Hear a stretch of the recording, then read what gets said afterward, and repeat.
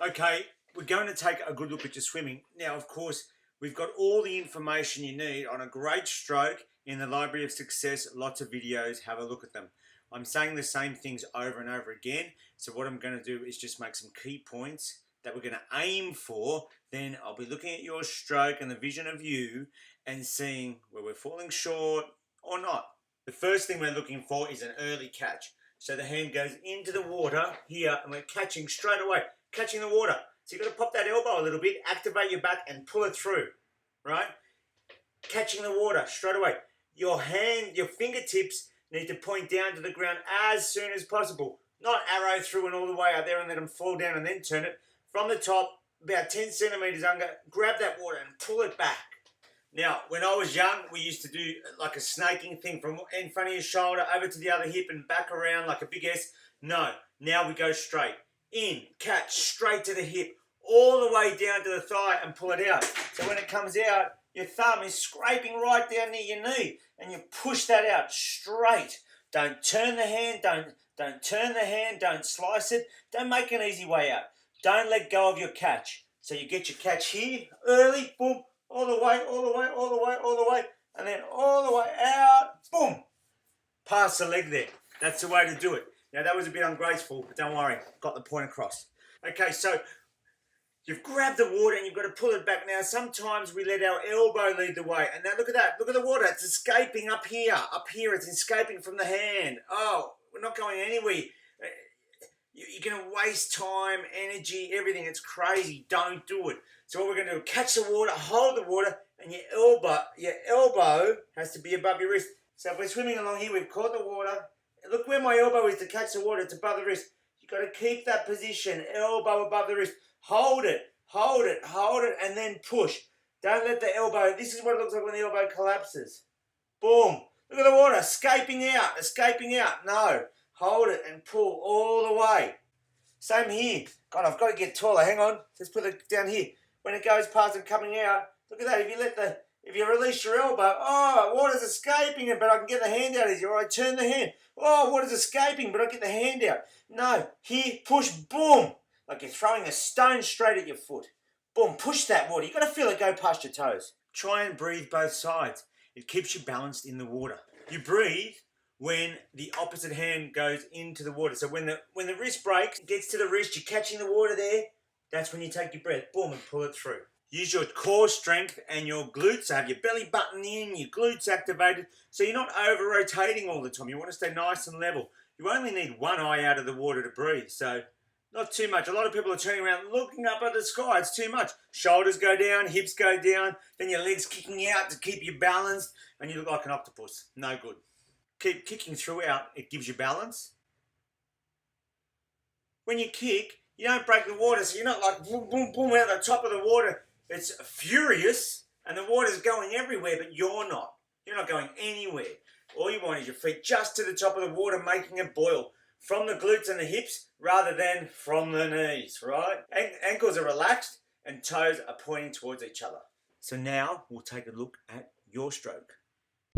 And Anna, there's no doubt you're a nice looking swimmer, but of course there are things we can work on. I'd really like to see your hand placement right in front of your shoulders and pulling back. It's a little bit in front of your head, so we just got to get that out a little bit wider. Also, when you start your stroke, before you engage your catch, you're sort of moving your hands around a little bit, and it's because when you're breathing, you've got two eyes coming out of the water, and we might see it just here. Here we go. Look at that, both eyes out. And look at that, the legs kicking out to the side to counterbalance you. There's too much rotation going on there. And so your hands are working hard at the front to keep you balanced too before they're pulling back. So we've got to get that balance in the water. And it's the same on the other side. We might see it here. There's two eyes out of the water. You only need one eye out, and that's what we're really going to work on there. Here are some diagrams of some great swimmers. And the maximum rotation here is 34 degrees. Sometimes you're doubling that when you're breathing, so we have to get you more level in the water. Also, you might notice here too, we're sort of turning the hand and we're getting an early exit. The feet are coming out of the water, breaking the water. We don't want that. So, there are a few little things we can do to improve on what is already, a good swimmer. So let's take a closer look now.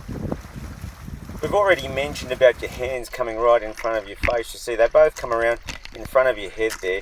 And what we really want is for them to be entering the water in front of your shoulders and pulling straight back to your hip. And if we have a look now on our entry here too, you can see as you enter the water, especially on that left hand, sometimes you really slap the water with that left hand, but those elbows are too low. You want to enter with your fingertips with a high elbow so that you can get those fingers pointing straight down to the bottom of the pool as quick as possible and catch the water. You can see under the water here, we're reaching under the water a little bit, and sometimes it looks like we're pushing against the water. We're dropping that elbow. And look at that when you're breathing, you can see that rotation on your kick there. But here we are again, you see those elbows, they're sunken down, and you've got to have your elbows above your wrist so that you can point your fingers down and grab that water and rip it back to your feet from the very, very start. So high elbows are one thing we can do to make a difference. The next is to get this head position so you're looking forward under the water. We need to be looking straight down at the bottom. That is going to help you hold a better body position in the water as you're swimming, keeping everything level instead of this excessive rotation you can see here. And you can see your hips going from one side to the other. So we've really got to try and pull that belly in, squeeze those glutes, and get your body staying stable. And so you can see here with the turns, your hands are actually pushing against the water to keep you level, and your legs are kicking out like scissors to help get that body back after you've been breathing. So if we can reduce the amount you turn to breathe, you won't know yourself. It'll be fantastic. And if we've got that high elbow and the hands ripping back from the very start and the legs aren't kicking out sideways, every time you bend your leg like that, it pushes you backwards. So you're working against yourself. We've got to eliminate those little things. When you go back and watch this video again, check and see how much air you're blowing out through your stroke. You're pretty much blowing it all out just before you breathe. And I wonder if you're not turning your head so far because you're breathing out and then in. Make sure you're breathing all your air out underwater, and when you turn your head, you are just breathing in. Now, to break down your stroke, you can see here you enter the water and you sort of sink down. Your stroke is effective, but it's not really pulling the water back until there. That's the spot. So we want to try and get that happening much sooner in the stroke. If we look at the left-hand side of your body, your arm's much straighter, so it doesn't really engage till later, and there it is there. That's the powerful position you want to try and emulate with the elbow above the wrist. When you think about it, I mean, you put your hand in here, it's not really pulling, it's just stabilizing here. It's not really pulling the water back until you get to your shoulder. And then you pull it out a little bit early anyway, so imagine how effective you could really be. Taking a look at the back of your stroke as well, you slice that hand out little finger first, so that's releasing the catch. It makes it easier to get the hand out, but it chops your stroke short, and it's probably all part of your breathing. You're trying to keep those strokes in high rotation. You do the same on the other side as well, so it's something that you could easily get some extra speed out of if you kept those fingers pointing to the ground, the palms pushing that water straight back before you left the water that way, rather than twisting your hands and slicing them out little finger first. So to sum it up, Anna, we want to turn your head less to breathe. Okay, when we get those fingertips into the water, we want to pop that elbow up, engage your back, and be pulling the water back from the very start. If you're not rotating as much, you won't have to do all those other things like move your hands around to stabilize you or a kick out to the side. Make sure you kick from your hip, not your knees. And use your tummy to hold you still in the water so that you're not twisting so far and creating that scissor kick. Grab the water early, hold on to it all the way through, and make sure your fingers are pointing to the floor throughout, that you don't twist your hands to get them out, and that you thrust the water back to your feet with your palm pushing straight back towards your toes, and really get that water moving. I think you're really going to see some improvements if we can